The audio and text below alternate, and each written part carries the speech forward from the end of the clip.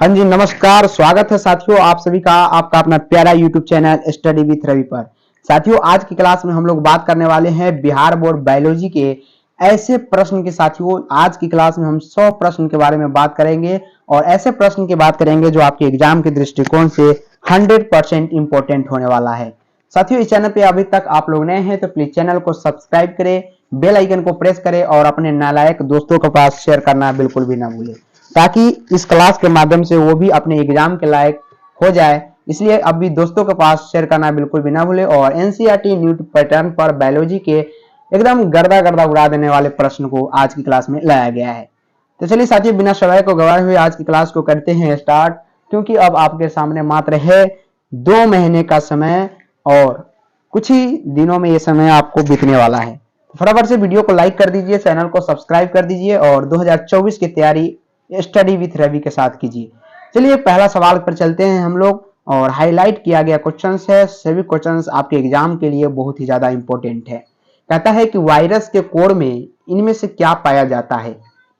Virus आपको पता होगा, वायरस का संरचना पता होगा और वायरस जैसे कोरोना वायरस हर एक आदमी को दिखाया गया होगा वायरस का चित्र। ठीक है, बिल्कुल राइट है। इस प्रकार का रोम होता है, रोम की तरह होता है। ठीक है, तो वायरस के कोर में इनमें से क्या पाया जाता है। क्या कोर में डीएनए रहता है, आरएनए रहता है, इनमें से ये दोनों होता है। कहता है कि दोनों में से कोई एक या इनमें से कोई नहीं। तो साथियों आपको बता दें, जब भी वायरस की बात आएगी तो या तो सिर्फ डीएनए रहेगा या आरएनए रहेगा, दोनों में से कोई एक रहेगा, दोनों नहीं हो सकता। ये बिल्कुल भी 0% चांस है दोनों होने का, याद रखिएगा। तो इस प्रश्न का राइट ऑप्शन सी है, दोनों में से कोई एक हो सकता है, आरएनए और डीएनए दोनों हो सकता है। और बात करें वायरस में सबसे खतरनाक वायरस की, साथियों आरएनए याद रखिएगा।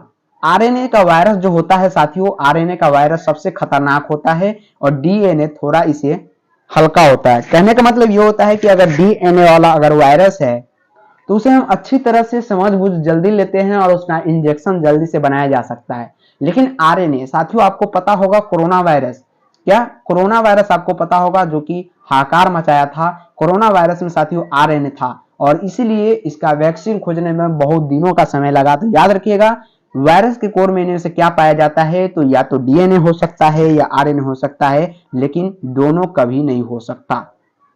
पहला सवाल सभी का क्लियर है तो फटाफट से कमेंट बॉक्स में थंब का इंप्रेशन भेजेंगे और वीडियो को ज्यादा से ज्यादा शेयर करेंगे। दूसरा नंबर सवाल पर हम लोग चलते हैं। कहता है कि इन्फ्लुएंजा इनमें से किसके द्वारा होता है। अगर सवाल की बात करें तो सवाल आपके एग्जाम के लिए एमबीवीआई है, क्योंकि ऐसे सवाल प्रीवियस ईयर क्वेश्चंस में भी पूछे गए हैं, यानी पिछले साल के प्रश्न आपसे ऐसा पूछा गया है। तो इन्फ्लुएंजा इनमें से किसके द्वारा होता है, इसका जवाब आप लोग फटाफट से बताएंगे। सभी का जवाब आना चाहिए और ज्यादा से ज्यादा शेयर करें ताकि सभी स्टूडेंट जुड़ पाए और क्लास का मजा ले पाए।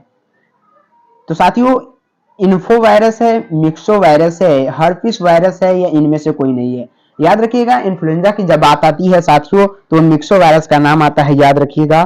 तो यहाँ पे ऑप्शन नंबर बी जो हो जाएगा इस प्रश्न के लिए बिल्कुल राइट हो जाएगा। फटाफट चलेंगे, 100 प्रश्न है और जल्दी जल्दी चलेंगे ताकि आपका टाइम वेस्ट बिल्कुल भी ना हो। पीडीएफ के लिए जो भी स्टूडेंट बोल रहे हैं साथियों, इस वीडियो के नीचे डिस्क्रिप्शन में आपको टेलीग्राम चैनल का लिंक मिल जाएगा, या आप लोग सर्च मार सकते हैं टेलीग्राम चैनल पे स्टडी विथ रवि। जी हाँ, स्टडी विथ रवि जैसे ही आप सर्च मारिएगा तो साथियों आपके सामने सेम यूट्यूब का लोगो मिलेगा और उसमें आप लोग ज्वाइन हो जाइए। टॉपर्स नोट्स, जी हाँ साथियों टॉपर्स नोट्स भी आपको वहां पे प्रोवाइड किया जा रहा है। उसके बाद एमबीवीआई क्वेश्चंस भी प्रोवाइड किया जा रहा है और साथ ही साथ क्लास नोट्स भी आपको वहां पे मिल जाएगा। दूसरा नंबर सवाल अगर क्लियर है तो फटाफट से लाइक करें। अगला नंबर सवाल की ओर हम चलते हैं। तीसरा नंबर सवाल है साथियों, कहता है कि फिलपाव या हाथी पाव रोग का रोगाणु है। हाथी पाव की बात करें साथियों, जो आपका पैर होता है, जी हाँ आपका पैर जो होता है साथियों क्या होता है, मोटा हो जाता है। आप देखे होइएगा अपने गांव घर में हाथी पाव जब हो जाता है साथियों तो पैर बहुत ज्यादा फूल जाता है और आदमी को क्या होता है, चलने में मुश्किल पैदा करता है। और हाथी पाव ऐसा बीमारी है साथियों, जब वो बीमारी आपके अंदर हो जाएगा तो आपका जीना भी मुश्किल कर देगा। तो फिलपाव जिसे कहते हैं, या दूसरे शब्दों में सबसे फेमस जो है हाथी पाव जिसे कहते हैं। ये रोग का रोगाणु क्या है, विचुरेरिया है, एक्सकेरिस है, टीनिया है, ये इनमें से कोई नहीं है। याद रखिएगा इस प्रश्न की बात करें साथियों, आपके एग्जाम के दृष्टिकोण से एमबीवीआई प्रश्न है और एग्जामिनर का माइंड सेटल क्वेश्चन ये होता है, क्योंकि आपसे 100% में से 90% याद रखिएगा ऐसे प्रश्न आपके जो एग्जामिनर होते हैं वो बनाते हैं, क्योंकि ऐसे प्रश्न का जो यहाँ पे ऑप्शन जो होता है वो भी आपको कंफ्यूज करने लायक होता है। तो हाथी पांव रोग जो है ये विचुरिया विनक्रेप्टी के कारण होता है, याद रखिएगा। ऑप्शन नंबर ए इसका ए राइट है। ऑप्शन से आपको बिल्कुल भी घबराना नहीं है, या ऑप्शन से आपको क्या करना है, बिल्कुल भी दिक्कत से सामना नहीं करना है, और आपको एकदम कठस्थ रहना, यानी कहने का मतलब ये है कि आपको लाइन टू लाइन आंसर याद रहना चाहिए, तब आप ऑप्शन में लगा सकते हैं। या सिर्फ ऑप्शन के अगर सहारे रहेंगे तो निश्चित रूप से आपका 90% याद रखिएगा कि क्वेश्चन गलत होने का संभावना रहता है। तो आशा कीजिए और प्रयास कीजिए ऐसा कि आपको डायरेक्ट आंसर याद रहे, और जैसे ही आप पढ़े कि हाथी पांव रोग का रोगाणु कौन है तो ब्रुचेरिया मार के ऑप्शन ए को रंग के फटाफट से ऐसे रंग के और आगे बढ़ जाए, ताकि आपका एग्जामिनर क्या करेगा, ऐसे ही प्रकार का क्वेश्चन सेट करेगा और आपका टाइम वेस्ट नहीं होगा और ज्यादा से ज्यादा क्वेश्चन आप कर पाएंगे। चलिए हम लोग आगे बढ़ते हैं। इसी प्रकार का जो टिप्स होगा और साथियों जो भी अच्छे अच्छे क्वेश्चंस बन सकते हैं, क्वेश्चंस के अलावा जो पीडीएफ में लाया गया उसके अलावा भी अगर कोई क्वेश्चंस बन सकता है तो बिल्कुल बताने का प्रयास मैं करूंगा, और कोई अगर जल्दी जल्दी में गलती हो जाए तो आप लोग कमेंट करके जरूर बताइएगा। ओके, चलिए ठीक है, तो आगे बढ़ते हैं 4 नंबर सवाल की ओर और देखते हैं कि 4 नंबर सवाल आपसे कैसा पूछा गया। साथियों 4 नंबर सवाल है कि इनमें से किस रोग हेतु, यहाँ पे क्या होगा, रोग हेतु हो जाएगा, एलिसा जांच करना चाहिए। बात करें एलिसा जांच की, सबसे नंबर 1 जांच माना जाता है इसको, और सबसे ज्यादा बार पूछे जाने वाले मैक्सिमम बार ये सवाल आपसे आपके एग्जाम में पूछा गया है। एलिसा जांच किस लिए किया जाता है? मलेरिया, जो कि आपको पता होगा मच्छर के काटने से होता है, बिल्कुल। और बात करें इसके वायरस ये क्या होता है, प्लाज्मोडियम के द्वारा होता है, ये आपको पता होगा। और आगे है मियादी बुखार टाइफाइड, साल्मोनेला टाइफी के कारण होता है। जो मैं बताते चल रहा हूं साथियों उसको याद रखिए। टाइफाइड की बात करें, इसका रोग जगह का नाम आपसे बिल्कुल पूछा जा सकता है, तो याद रखिएगा साल्मोनेला टाइफी। क्या?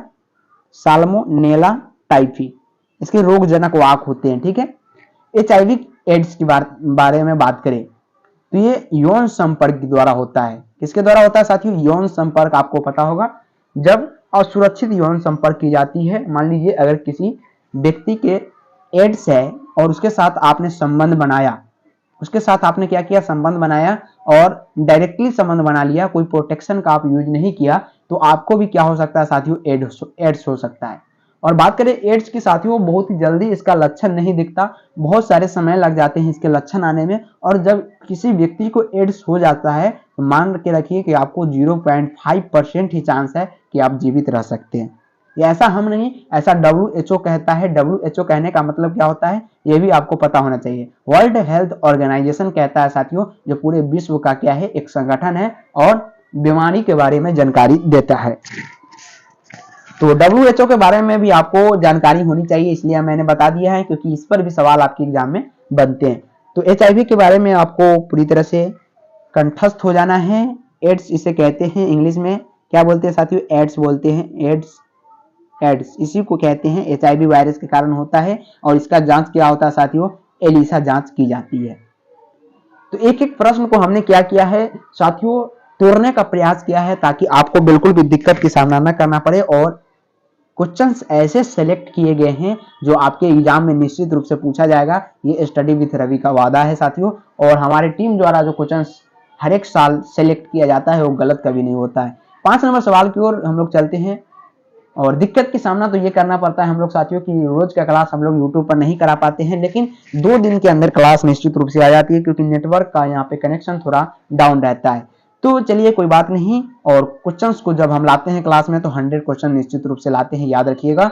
अभी स्टडी विद रवि को सब्सक्राइब कर लीजिए और शेयर करना बिल्कुल भी ना भूले। फटाफट से 5 नंबर सवाल की ओर हम लोग चलते हैं। कहता है इनमें से किसके द्वारा डेंगू का विस्तारण होता है?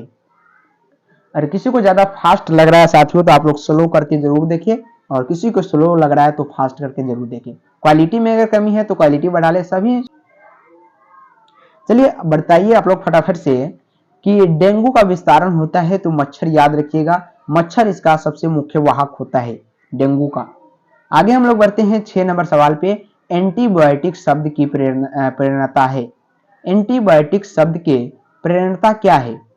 प्रेरणता कहने का मतलब खोजने वाला क्या है, किसका नाम आता है एंटीबायोटिक को प्रेरणा देने वाला? फ्लेमिंग, जेनर, बॉक्समैन, इनमें से कोई नहीं।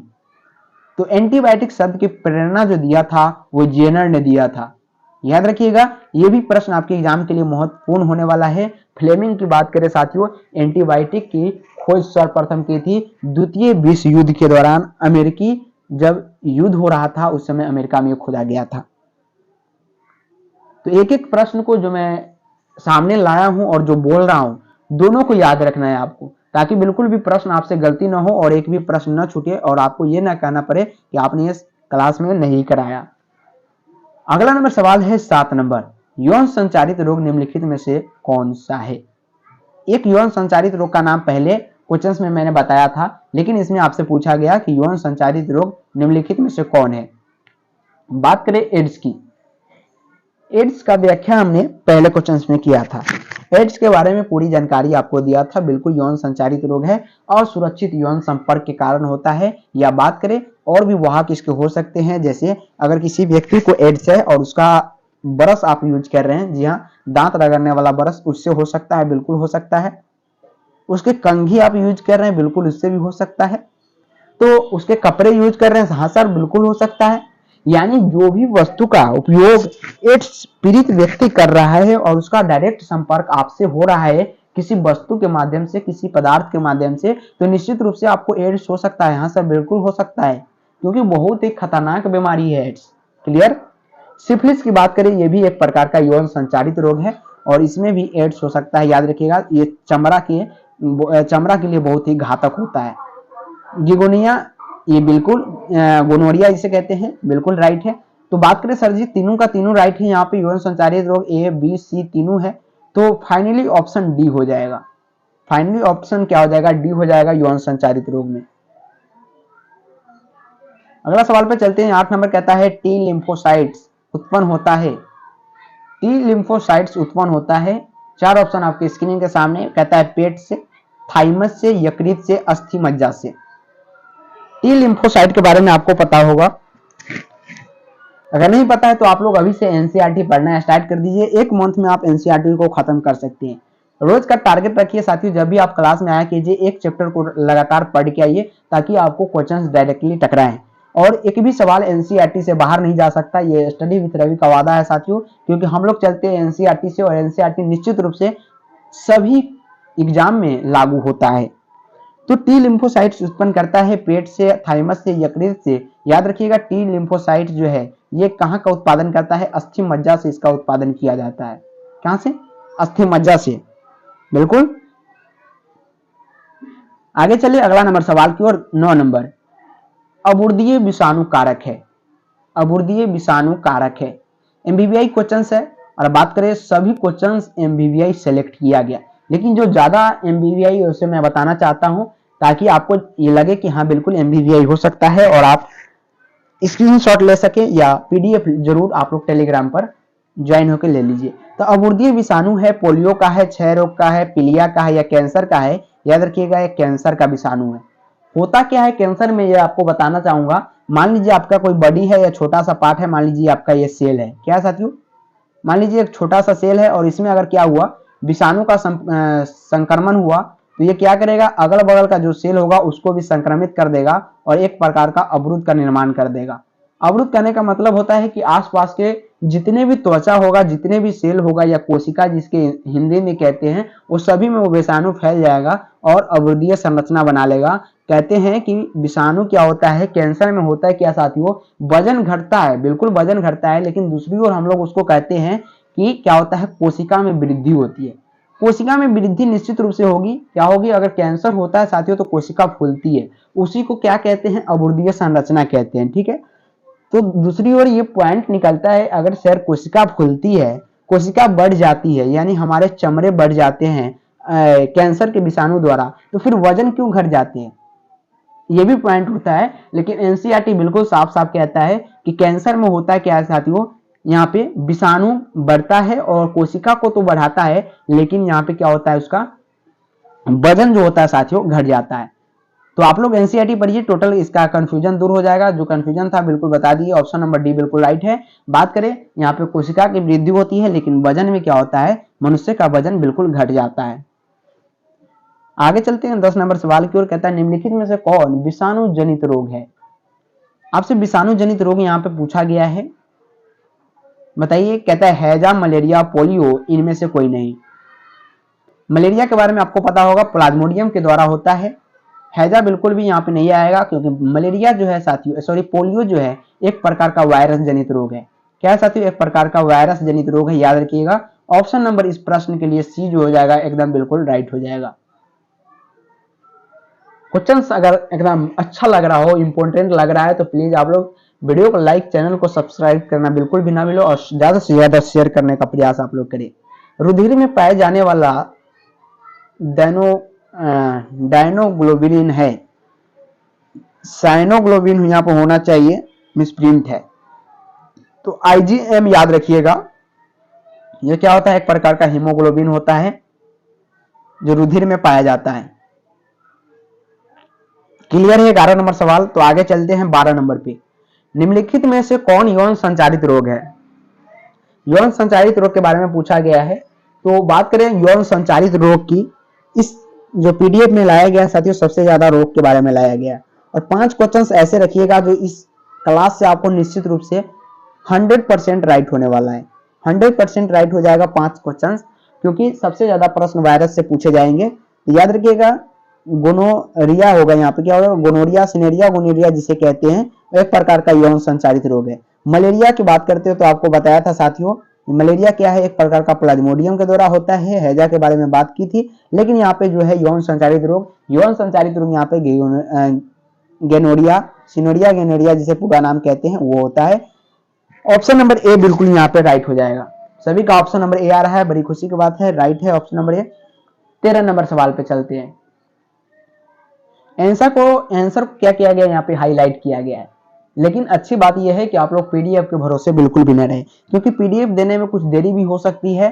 और क्या हो सकता है साथियों, जो सिर्फ आप क्वेश्चंस को देख सकते हैं और याद भी इतना ज्यादा नहीं होगा जितना क्लास से हो जाएगा। और जो मैं मुंह से बोल के बता रहा हूँ क्वेश्चंस, वो आपके एग्जाम के लिए बहुत ही ज्यादा इंपॉर्टेंट है। इसलिए बिल्कुल भी आप लोग क्लास को न छोड़े और लगातार क्वेश्चंस पे फोकस करें।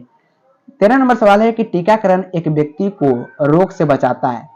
हाँ, तो टीकाकरण बिल्कुल रोग के लिए ही दिया जाता है कि रोग से बचा रहे। बिल्कुल मासिक टीकाकरण भी आपके गांव में किया जाता है छोटे छोटे बच्चों में। क्योंकि वो क्या है? एक प्रकार का पाचन को अच्छा करने में सहायता करता है। क्या इसलिए टीकाकरण किया जाता है कि किसी व्यक्ति में पाचन नहीं हो और वो अच्छा कर दे? ये हो सकता है क्या? बिल्कुल गलत है। आरबीसी की संख्या को बढ़ाता है? बिल्कुल नहीं, बिल्कुल गलत है। आरबीसी की संख्या कब बढ़ेगी? जब आप खाएंगे, अच्छे अच्छे चीजें खाएंगे, जब आपको खून बनेगा, तो खून बनेगा आपको भी आरबीसी की संख्या बढ़ेगी। डी ऑप्शन को देखते हैं। ऑप्शन नंबर डी कहता है कि शरीर के ऊष्मा तंत्र को सही रखता है। ऊष्मा तंत्र की बात ही नहीं आती यहाँ पे। टीकाकरण का पूछा गया कि एक व्यक्ति को रोग से बचाता है, क्योंकि वो प्रतिरक्षी पदार्थ उत्पन्न करता है। क्या करता है? प्रतिरक्षी पदार्थ उत्पन्न करता है, इसलिए उसको टीका दिया जाता है। क्लियर? ऑप्शन नंबर सी बिल्कुल राइट है। 14 नंबर सवाल की ओर हम लोग बढ़ेंगे। एलएसडी प्राप्त होता है। एलएसडी प्राप्त होता है कवक से, लाइकेन से, शैवाल से या जीवाणु से? एलएसडी की बात यहाँ पे करता है। एलएसडी प्राप्त होता है तो ये याद रखिएगा कवक से प्राप्त होता है। बात करें इस प्रश्न का तो बिल्कुल भी नहीं आ सकता प्रश्न, बिल्कुल भी ये नहीं कह सकते कि नहीं आ सकता, लेकिन 10% ऐसा चांस रहेगा। ये भी प्रश्न आपके एग्जाम में पूछे जा सकते हैं। आगे बढ़ते हैं 15 नंबर। पीसीआर से जांच होती है। इस प्रश्न की बात करें, सबसे ज्यादा बार पूछे जाने वाला प्रश्न है। यह साथियों सबसे ज्यादा बार पूछे जाने वाला प्रश्न है कि पीसीआर से जांच होती है। इसको क्या कहते हैं? पीसीआर का फुल फॉर्म होता है पॉली चेन रिएक्शन। क्या होता है साथियों? पॉली, सी से क्या होता है? चेन, और आर से क्या होता है? रिएक्शन। पॉली चेन रिएक्शन जिसे कहते हैं। इसमें क्या होता है? एक छोटे से वायरस को लेके बहुत सारे इसके घुमाए जाते हैं एक जेल के माध्यम से और उसके छान कर निकाला जाता है। इसके बारे में एनसीईआरटी में डिटेल्स में लिखा गया है। तो एचआईवी की जांच करते हैं, याद रखिएगा। कैंसर की जांच इससे नहीं, क्षय रोग और हैजा की जांच नहीं की जाती।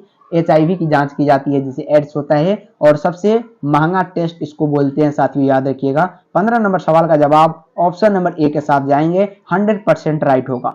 सवाल की बात करें तो आप स्क्रीनशॉट लेके रख लीजिए, क्योंकि स्टडी विथ रवि का वादा है कि 15 नंबर सवाल जो है 2024 के एग्जाम में निश्चित रूप से आपसे पूछेगा। ये 100% MBBI हम इसे कर सकते हैं, क्योंकि साथियों बहुत बार पूछा गया है। निश्चित रूप से हम इसे कह सकते हैं कि आपके एग्जाम में आएगा, निश्चित रूप से आएगा। आगे बढ़ देंगे 16 नंबर सवाल की ओर। कहता है विश्व एड्स दिवस मनाया जाता है हाल ही में 1 दिसंबर। हाल ही में जो मना है साथियों एड्स दिवस 1 दिसंबर को मनाया जाता है, याद रखिएगा। इस सवाल की भी बात करें, आपके एग्जाम के लिए इंपॉर्टेंट है तो है, 5 स्टार मार्क लगा के आप इसे बिल्कुल रख सकते हैं, याद रखिएगा। आगे बढ़ते हैं 17 नंबर, एड्स का कारक है। एड्स का कारक क्या है? बैक्टीरिया, प्रोटोजोआ, HIV वायरस या ट्राइकोमोनास? बताइए एड्स का कारक क्या है। सॉरी दोस्तों, बताइए कि एड्स का कारक क्या है।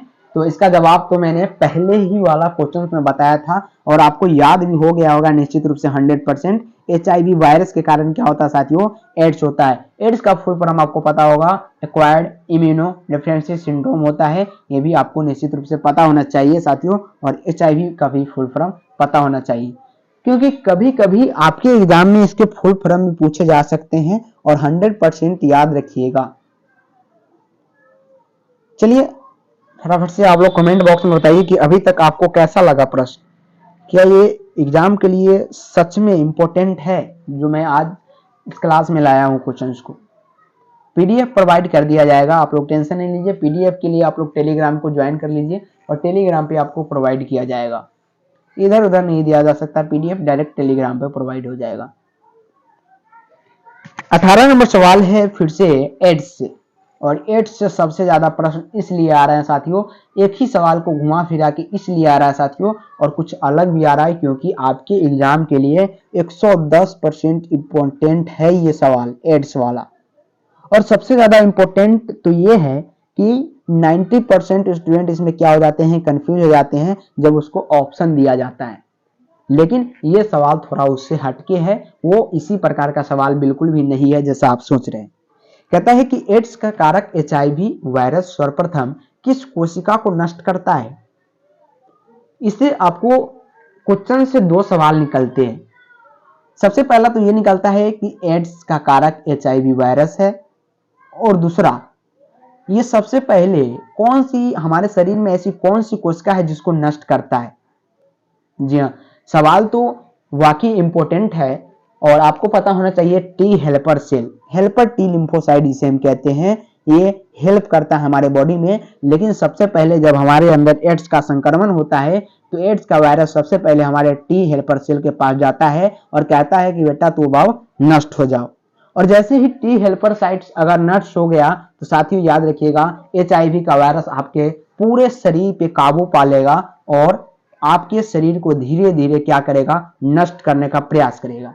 उसके बाद डायरेक्ट जाएगा लीवर में, और लीवर को संक्रमण करेगा, और सारी केमिकल रासायनिक प्रक्रिया जितनी भी आपके शरीर में होती है, जितने भी जैविक प्रक्रिया जो लीवर के द्वारा की जाती है और जितने भी कंट्रोल में रहता है लीवर का, वो सभी पे कब्जा कर लेता है।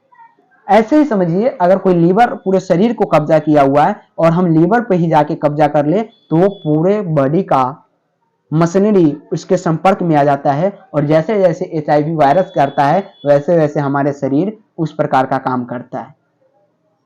इतना याद रखिएगा कि जब आप इसके बारे में पढ़िएगा NCERT में, और जो हमने बताया है यहाँ पे अपने मुंह से, वो लाइन बाय लाइन आपको मिलते चले जाएगा। उसके बाद आप कमेंट बॉक्स में आके बता दीजिएगा। तो एड्स का कारक जो है HIV वायरस सर्वप्रथम किस कोशिका को नष्ट करता है? हेल्पर टी कोशिका को, जिसे हम लिम्फोसाइट्स कहते हैं। तो आशा है कि क्वेश्चंस आपको पूरी तरह से 100% निचोड़ के आपको समझ में आ गया होगा। अगर आ गया है तो फटाफट से एक बार फिर से आप लोग अपने नालायक दोस्त जो अभी सो रहे होंगे उनके पास फटाफट से शेयर कर दीजिए, ताकि वो भी अपने एग्जाम के लिए लायक हो जाए और 100% तैयारी करने में एकदम लग जाए। आगे बढ़ेंगे हम लोग 19 नंबर सवाल की ओर। कहता है 19 नंबर सवाल की ट्यूबरकुलोसिस के लिए कौन सा टीका प्रयुक्त किया जाता है? ट्यूबरकुलोसिस के लिए कौन सा टीका प्रयुक्त किया जाता है? BCG का टीका, DPT या TT की, उपयुक्त में से सभी। तो कुछ भी ऑप्शन दे सकता है आपको यहाँ पे। टीटी के जगह पर सीसीपी दे सकता है, डीपीडी के जगह पर सीटीपी दे सकता है, कुछ भी दे सकता है, लेकिन आपको निश्चित रूप से उसका जो मेन आंसर है वो याद रहना चाहिए। तो ट्यूबरकुलोसिस के बारे में बात करते हैं। टीका जो बीसीजी का टीका दिया जाता है, इसको बीसीजी याद रखिएगा, बीसीजी क्या, बीसीजी याद रखिएगा। ऑप्शन नंबर इस प्रश्न के लिए ए राइट हो जाएगा, और इसे ऐसे ही रट लीजिए या अपने माइंड में बैठा लीजिए। आगे हम लोग बढ़ेंगे 20 नंबर सवाल की ओर। ओकोजिन, ओंकोजिन से कहते हैं, यहाँ पे मिसप्रिंट तो नहीं कह सकते क्योंकि यहाँ पे जो है एक बिंदु छूट गया है, ओंकोजिन जिसे कहते हैं। ओंकोजिन इनमें से किसके लिए उत्तरदायी है? सभी का जवाब मैं देखना चाहता हूं पहले कमेंट बॉक्स में, फटाफट से आप लोग बताएंगे। ओंकोजिन इनमें से किसके लिए उत्तरदायी है?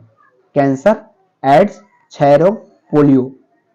तो आंसर तो आपको पता ही चल ही जाता है क्योंकि मैं हाईलाइट करके लाता हूं ताकि आपको रिवाइज करने में लास्ट टाइम में बिल्कुल भी दिक्कत का सामना न करना पड़े और हमें भी ऐसा लगे कि हमने कोई भी प्रश्न को गलत जवाब नहीं दिया है। ऐसे तो सभी प्रश्न का उत्तर मुझे याद है। सॉरी दोस्तों, आपको बीच में रोकना पड़ा क्योंकि अर्जेंट कॉल आ गया था। चलिए आगे चलते हैं। उनको जिनके बारे में बात हो रही थी, किसके लिए उत्तरदायी होता है साथियों? याद रखिएगा, कैंसर के लिए उत्तरदायी होता है। बिल्कुल ऑप्शन नंबर जो ए है बिल्कुल राइट है। और हम बात कर रहे थे कि हाईलाइट इसलिए किया जाता है ताकि सिंपल सी बात है आपको रिवाइज करने में दिक्कत का सामना न करना पड़े। आगे हम लोग बढ़ेंगे 21 नंबर सवाल की ओर। 21 नंबर सवाल भी इंपॉर्टेंट है। कहता है बुचेरिया बेनक्रॉफ्टी, बुचेरिया बेनक्रॉफ्टी आदमी में फाइलेरिया रोग पैदा करता है। यह किस समूह का है? तो हेलमेंस समूह का यह आता है। हेलमेंस समूह याद रखिएगा। ऑप्शन नंबर डी इस प्रश्न के लिए राइट है। और याद रखिएगा यह भी प्रश्न बिल्कुल आपके एग्जाम के लिए इंपॉर्टेंट है।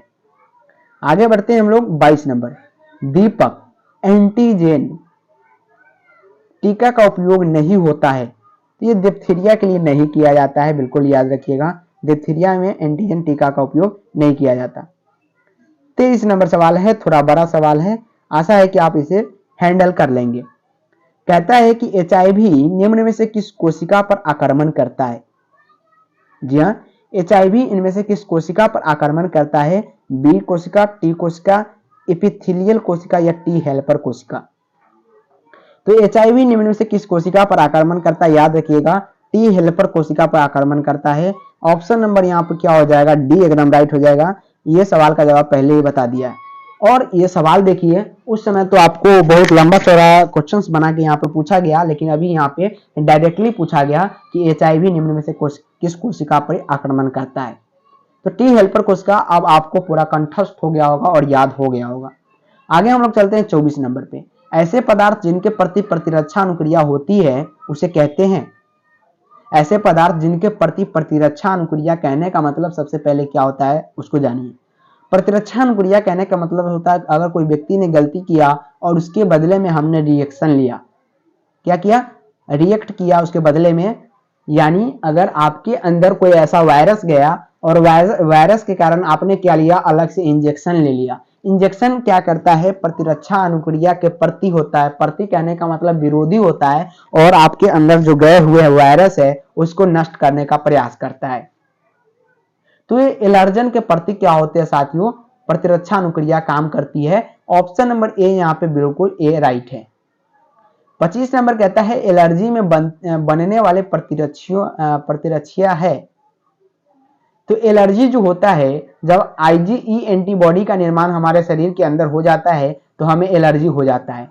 आईजीई याद रखिएगा, अगर इसकी मात्रा हमारे शरीर में बढ़ जाए तो हमारे शरीर में एलर्जी पैदा हो जाता है, जैसे सर्दी, बुखार, ऐसे जो हो जाता है, खांसी, विभिन्न प्रकार के त्वचा में क्या हो जाना, नोचनी आना, जैसे खुजली होना, इस प्रकार की बीमारियां हमारे अंदर पैदा होने लगती है। तो आईजीई के कारण ऐसा होता है।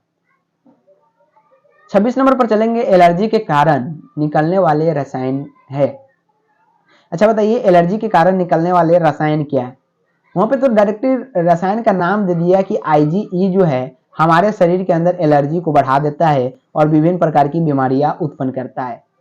लेकिन उनके रसायन का नाम बताइए। तो एक होता है साथियों हिस्टामिन। हिस्टामिन बढ़ जाने के कारण एलर्जी हो जाता है। हिस्टामिन बढ़ता नहीं, हिस्टामिन का क्या होता है साथियों, वहां पे रिसाव होने लगता है और क्या करता है, एलर्जी को उत्पन्न करता है।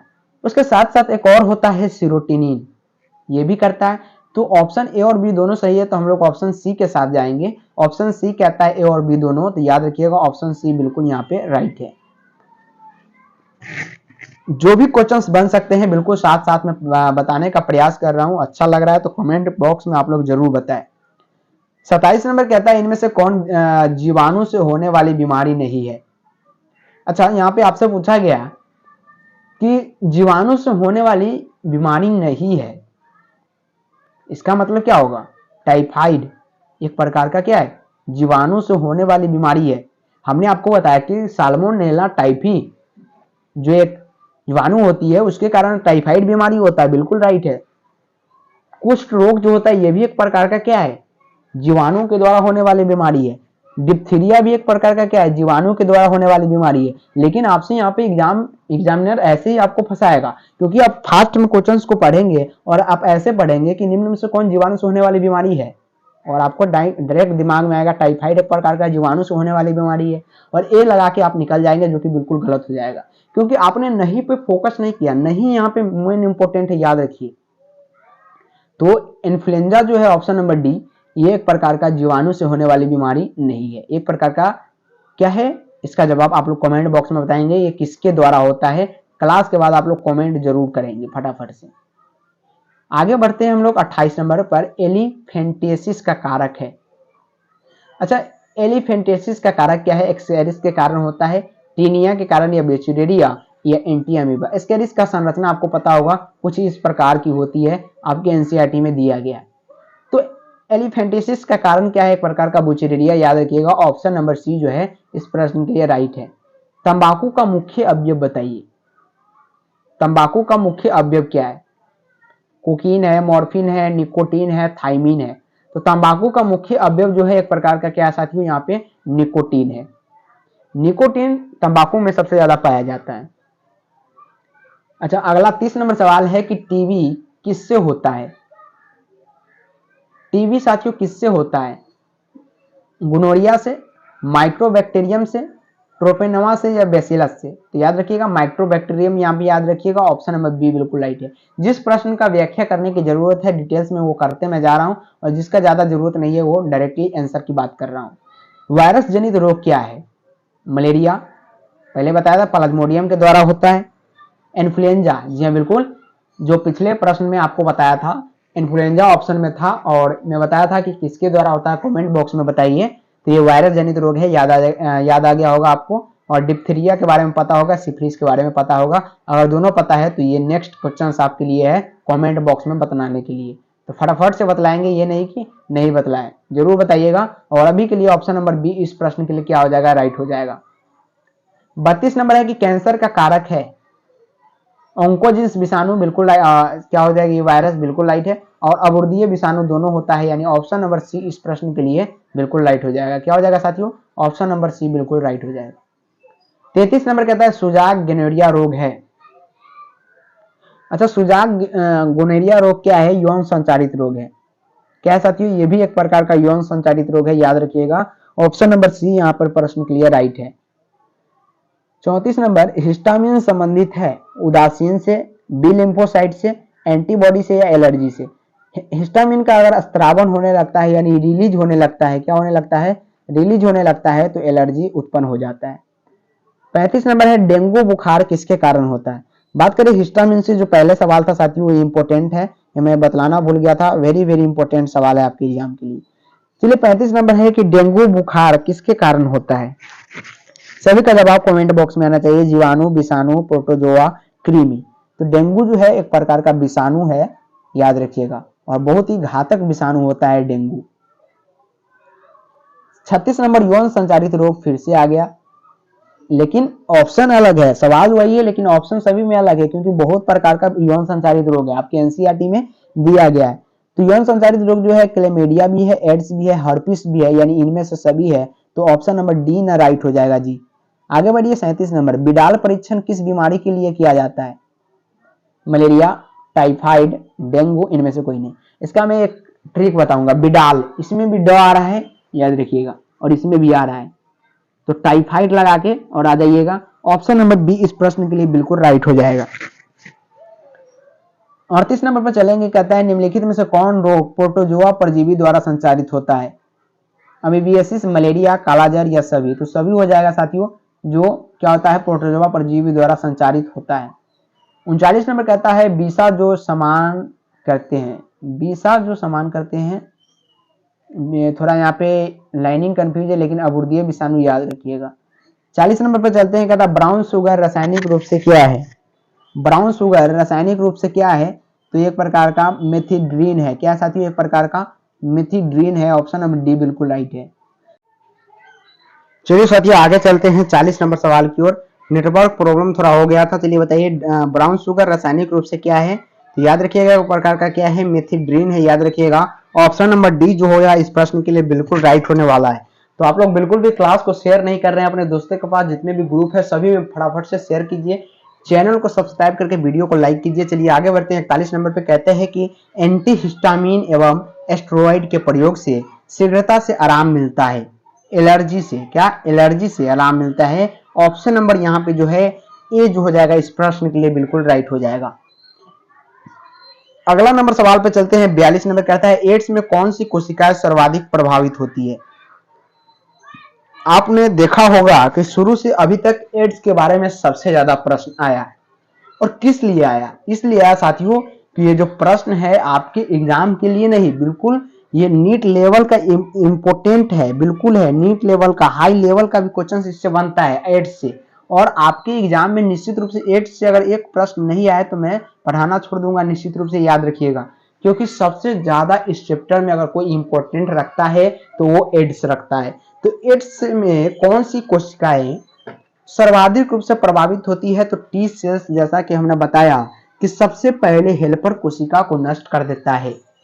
ज्यादा डिटेल्स इस क्वेश्चन में नहीं करना चाहूंगा, क्योंकि जो पिछले क्वेश्चन थे उसमें हमने इतनी सारी डिटेल्स में आपको बताया है कि दोबारा आप भूल नहीं पाएंगे।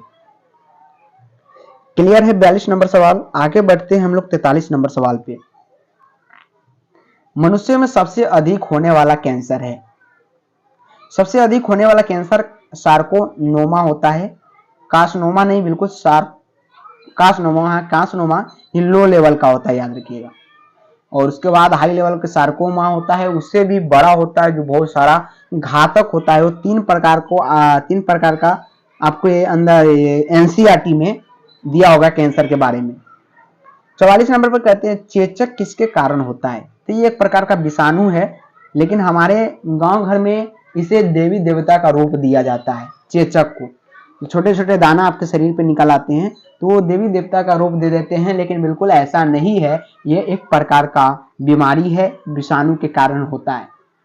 लेकिन चलिए ठीक है, हमारे पूर्वज ने उसे देवता का रूप दिया, लेकिन अगर देवता का दिया भी है तो वो छोड़ देते हैं, कहते हैं कि आप रूपी 6 दिन या 7 दिन में ठीक हो जाएगा। निश्चित रूप से ठीक हो जाता है, भरोसा है, लेकिन विज्ञान बिल्कुल भी उस पर भरोसा नहीं करता, साइंस बिल्कुल भी भरोसा नहीं करता, और कहता है कि चेचक अगर आपके पास हुआ है, आपके शरीर में हुआ है, तो अगल बगल में जितने भी आदमी हैं निश्चित रूप से उसको फैल सकता है। तो ये घातक होता है, विषाणु एक प्रकार का है, लेकिन चेचक में एक और होता है, दूसरी प्रकार का चेचक होता है जो इतनी ज्यादा घातक होता है साथियों, अगर किसी आदमी को हो जाए और उसके प्रति वो सतर्क न रहे तो उसकी मृत्यु भी हो सकती है।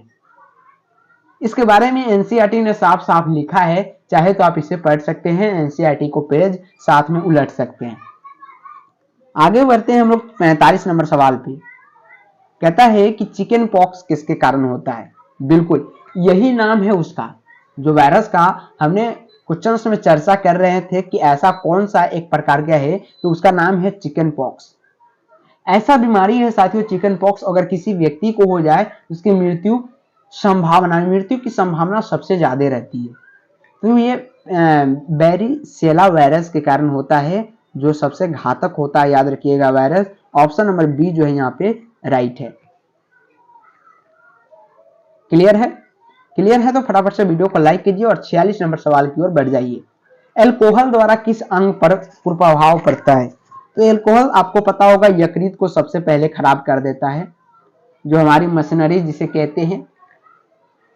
तो हृदय पर कम प्रभाव पड़ता है, सबसे ज्यादा प्रभाव अगर किसी पे पड़ता है एल्कोहल का, दारू का, तो ये यकृत पे पड़ता है। अच्छा बताइए कि दारू में कौन सी एल्कोहल मिलाई गई रहती है? केमिस्ट्री से ये सवाल आपसे एग्जाम में पूछा जाएगा। तो आपके ऑप्शन रहेंगे मिथाइल एल्कोहल, मिथाइल एल्कोहल रहेगा, और दूसरा रहेगा इथाइल एल्कोहल। क्या रहेगा? Ethyl alcohol. याद रखिएगा मिथाइल एल्कोहल जो होता है सबसे हानिकारक होता है और सबसे जहरीला होता है, तो इसका उपयोग आप नहीं कर सकते, क्योंकि जैसे ही पिएंगे मर जाएंगे। लेकिन इथाइल एल्कोहल जो होता है इसका उपयोग किया जाता है किसमें साथियों? दारू बनाने में। तो अभी के लिए इस प्रश्न के लिए ऑप्शन नंबर बी बिल्कुल राइट है। और केमिस्ट्री से हमने एक प्रश्न बनाया, वो भी प्रश्न आपके नेक्स्ट क्लास में जब मैं केमिस्ट्री का लाऊंगा लेक्चर, उसमें मैं बताने वाला हूं। 47 नंबर कहता है गहरी निद्रा को प्रेरित करने वाली औषधि है। तो सेडेटिव मालिक एक प्रकार का औषधि है, दवा का नाम है जो गहरी निद्रा को प्रेरित करती है। ऑप्शन नंबर सी यहाँ पे राइट है। 48 नंबर निकोटीन है। अच्छा, निकोटीन एक प्रकार क्या है? तो क्षारीय प्रकृति का होता है। एक प्रकार का क्या है ये निकोटीन? निकोटीन भी एक प्रकार का क्या है साथियों? क्या है बताएंगे आप लोग कमेंट बॉक्स में कि निकोटीन क्या है। चलिए आगे हम लोग बढ़ते हैं। 49 नंबर एड्स का कारक क्या है? तो एड्स का कारक HIV है, तो पता ही है आपको। 50 नंबर इनमें से कौन प्रोटोजोआ जनित रोग है? तो मलेरिया है। चलिए हमने 50 प्रश्न को कर लिया, और 50 प्रश्न में आपको सवाल सबसे ज्यादा अच्छा लगा कि नहीं लगा?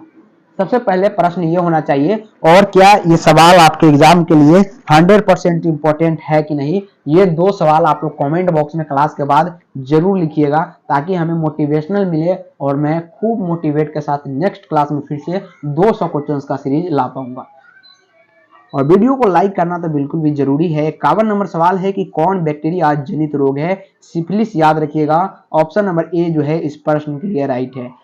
52 नंबर है टी लिम्फोसाइट्स कहाँ उत्पन्न होता है? थाइमस में, अमाशय में, यकृत में, या अस्थि मज्जा में? याद रखिएगा अस्थि मज्जा में टी लिम्फोसाइट्स क्या होता है? उत्पन्न होता है। बी लिम्फोसाइट के बारे में बात करेगा तो उसका थाइमस हो जाएगा, याद रखिएगा। 53 नंबर सवाल है कि प्रतिरक्षा तंत्र को पूर्ण रूप से दमन के लिए कौन सी कोशिका है? निरोधी टी कोशिका। बिल्कुल राइट है option number C. 53 number lymphocytes के ऊपर क्या रहता है? IgD रहता है, एंटीबॉडी डी रहता है। याद रखिएगा किसके ऊपर? लिम्फोसाइट के ऊपर। अगला 55 नंबर सवाल, रेबीज का टीका किसके लिए प्रचलित है? सबसे महंगी सवाल और सबसे MBBI सवाल है साथियों आपके एग्जाम 2024 के लिए। टीका का रेबीज का टीका किसके लिए प्रचलित है? तो ये पाश्चर के लिए है। पाश्चर यानी जब कुत्ते काट लेती है तो रेबीज का टीका दिया जाता है। 56 नंबर डिप्थीरिया, टिटनेस, कुकुर खांसी कहने का मतलब जो आम खांसी आपको हो जाती है वो आदि के लिए कौन सी टीका लगवाया जाता है यानी लगवानी चाहिए? तो डिप्थीरिया यानी HIV है, यहाँ पे HIV नहीं है, याद रखिएगा। ऑप्शन नंबर बी जो है बिल्कुल राइट है। 57 नंबर हिस्टामिन संबंधित है, तो ये एलर्जी से है। ये भी प्रश्न आ चुका है, रिपीट है, कोई बात नहीं है, क्योंकि इंपॉर्टेंट सवाल है और आपको 100% याद भी हो जाएगा। किसके अध्ययन को ऑन्कोलॉजी कहते हैं? हाँ, वेरी वेरी इंपॉर्टेंट। MBBI तो नहीं कह सकते, लेकिन वेरी वेरी इंपॉर्टेंट। कैंसर के अध्ययन को क्या कहते हैं? ऑन्कोलॉजी कहते हैं। लेकिन यहाँ पे ट्यूमर दिया गया है दूसरे रूप में, तो ट्यूमर किसके अंदर बनता है? कैंसर के अंदर बनता है। तो कैंसर की जगह पर यहाँ पे क्या है? ट्यूमर है, लेकिन बिल्कुल राइट है। 59 नंबर कहता है कि निम्नलिखित में से कौन कैंसर से संबंधित है? तो ये इनमें से सभी है, लाइपोना, ल्यूकेमिया और लिम्फोमामा। ऑप्शन नंबर डी इस प्रश्न के लिए क्या हो जाएगा साथियों? राइट हो जाएगा। 60 नंबर कैंसर बीमारी का उपचार शल्य चिकित्सा विधि द्वारा किया जाता है। बिल्कुल, कीमोथेरेपी उसके लिए की जाती है और रेडियोथेरेपी की जाती है। एक्सरे का उपयोग नहीं किया जाता है किसमें? कैंसर में, क्योंकि अगर एक्सरे का उपयोग करते हैं अल्ट्रावायलेट किरण अगर उस पर पड़ती है तो और सारे कैंसर फैल सकते हैं, इसलिए उसके लिए रेडियोथेरेपी का उपयोग किया जाता है। तो यहाँ पे इनमें से सभी ऑप्शन नंबर डी यहाँ पे राइट हो जाएगा। 61 नंबर कहता है म्यूटाजेन कौन सा है? तो एक्सरे एक प्रकार का म्यूटाजेन है, रेडियो एक्टिव किरण है, सरसों गैस है, यानी इनमें से डी जो है ऑप्शन बिल्कुल राइट है। 62 नंबर निम्नलिखित में से संवेदनात्मक पदार्थ है। संवेदनमंदक पदार्थ, यहाँ पे थोड़ा कठोर शब्द है, इसलिए हम बोलते हैं कि बायोलॉजी में अगर दोनों वर्ड रहता है तो सबसे ज्यादा आसान आपको अंग्रेजी लगेगा। लेकिन चलिए हम हिंदी मीडियम के लिए हैं तो हिंदी मीडियम हमारे लिए सबसे सर्वश्रेष्ठ भाषा है। तो तंबाकू याद रखिएगा, ऑप्शन नंबर ए यहाँ पे बिल्कुल राइट है। 63 नंबर, निम्नलिखित समूहों में कौन संदेशात्मक श्वापक यानी नारकोटिक पदार्थ कौन सा है? कोकीन एक प्रकार का क्या है? नारकोटिक पदार्थ। आगे हीरोइन भी है और हशीश भी है, ये सभी चरस है। क्या है? चरस है, याद रखिएगा। तो ऑप्शन नंबर डी इस प्रश्न के लिए राइट हो जाएगा। सबसे महंगा हशीश और हीरोइन, कोकीन ये सब बिकता है और सबसे घातक भी है, इस सब का बैन भी है। अगर पकड़ाते हैं तो बहुत सारे सजा भी आपको मिल सकता है। 64 नंबर कहता है संक्रमित पेयजल से फैलने वाला रोग इनमें से कौन है? तो मियादी बुखार याद रखिएगा और टाइफाइड याद रखिएगा। मियादी बुखार और टाइफाइड संक्रमित पेयजल से फैलता है। मलेरिया प्लाज्मोडियम से फैलता है, जो मच्छर द्वारा फैलता है, याद रखिएगा। फाइलेरिया विचलेरिया बेनक्रेप्टी से फैलता है। काला ज्वर के बारे में आपको पता होगा। 65 नंबर सवाल है और ये भी इंपॉर्टेंट है। निम्नलिखित में से वायु जनित रोग कौन सा है? क्षय रोग, डिप्थीरिया, निमोनिया। तो निमोनिया याद रखिएगा, एक प्रकार का क्या है? वायु जनित रोग है। 66 नंबर, पोलियो को चिकित्सीय भाषा में क्या कहते हैं? तो शैशव लकवा कहते हैं इसको। क्या कहते हैं? शैशव लकवा, यानी ऑप्शन नंबर ए बिल्कुल राइट है। यानी शिशु को जो लकवा हो जाता है उसके लिए पोलियो का टीका लगाया जाता है। 67 नंबर कहता है बिडाल परीक्षण द्वारा किसका पता चलता है? तो हमने बताया था टाइफाइड का। हमने क्या बताया था साथियों? टाइफाइड का बिडाल परीक्षण किया जाता है टाइफाइड का पता लगाने के लिए। टाइफाइड एक खतरनाक बुखार माना जाता है, ये भी याद रखिएगा। 68 नंबर, मलेरिया परजीवी के संक्रमण की मुख्य अवस्था क्या है? यहाँ पे क्या होगा? मुख्य अवस्था क्या है? तो एस्पोरोजोइट अवस्था जो होती है मलेरिया परजीवी के लिए संक्रमण की सबसे मुख्य अवस्था मानी जाती है। कौन सी अवस्था? एस्पोरोजोइट। 69 नंबर कहता है मलेरिया परजीवी के रोगवाहक इनमें से कौन है? तो मादा एनोफ्लीज है। मादा एनोफ्लीज के क्या कारण क्या होता है? मलेरिया का होता है। अगर मादा एनोफ्लीज रोगवाहक होता है, इसमें अगर मच्छर मान लीजिए इस आदमी को काटा, क्या मैस्कीटो काटा और इसमें क्या डाल दिया? मादा एनोफ्लीज रोगवाहक डाला और दूसरे मच्छर आया इसको काट लिया, तो इससे इसमें गया मच्छर में फिर से क्या होगा साथियों? यहाँ पे क्या होगा? जनन होगा। जनन से ये दूसरे में छोड़ देंगे। इस प्रकार इसका चक्र चलता है। इसका चक्र आपको एनसीईआरटी में दिया गया है।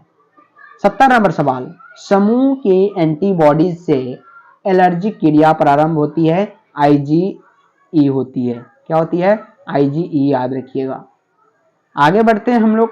71 नंबर, भूमि के उर्वरा शक्ति को प्रभावित करने वाला समूह जीव समूह जैविक खाद कहलाता है। ऑप्शन नंबर बी इस प्रश्न का राइट ऑप्शन। 72 नंबर, जैविक खाद का मुख्य स्रोत हरा शैवाल सबसे मुख्य स्रोत माना जाता है किसका? जैविक खाद का। क्लियर है? लाल शैवाल जो है ये सोदार होता है हमारे समुद्र के लिए। किसके लिए साथियों? समुद्र के लिए। बहुत ही अच्छी लगती है इनके लहर, किसमें? समुद्र में। आगे 73 नंबर, ओंकोलॉजी किसका अध्ययन है?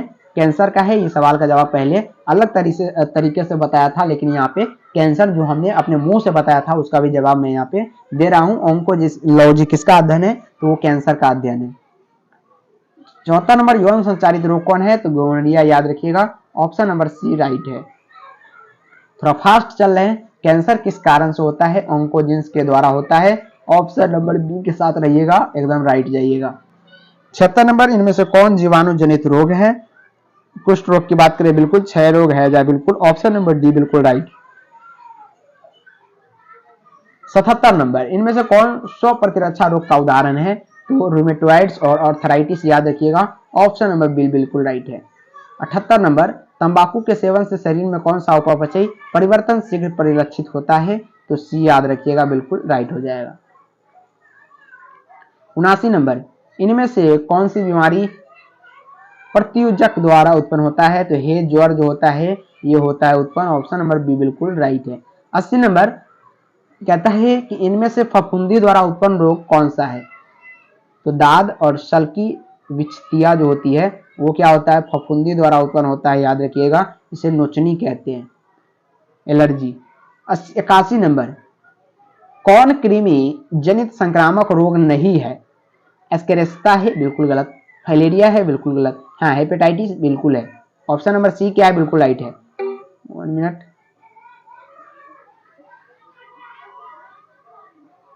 एक मिनट रुकिएगा साथियों जरा। इसलिए साथियों आपसे अनुरोध है कि क्लास के टाइम बिल्कुल भी आप दिक्कत का सामना ना करना पड़े, इसलिए आप लोग कॉल बिल्कुल भी ना करें। तो फफूंदी द्वारा उत्पन्न रोग कौन सा है? दाद विषमता, याद रखिएगा। ऑप्शन नंबर यहाँ पर सी बिल्कुल राइट है।